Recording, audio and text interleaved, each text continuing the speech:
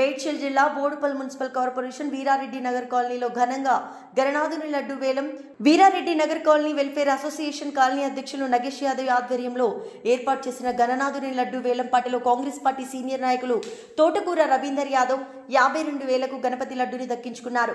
రవీందర్ యాదవ్ మాట్లాడుతూ ప్రతి సంవత్సరం గణపతి లడ్డును బోడుపల్లో ఏదో ఒక చోట వేలం పాటలో దక్కించుకుంటున్నానని, ఆ భగవంతుడు ఆశీస్సులు అందరిపై ఉండాలని కోరుకుంటున్నారు.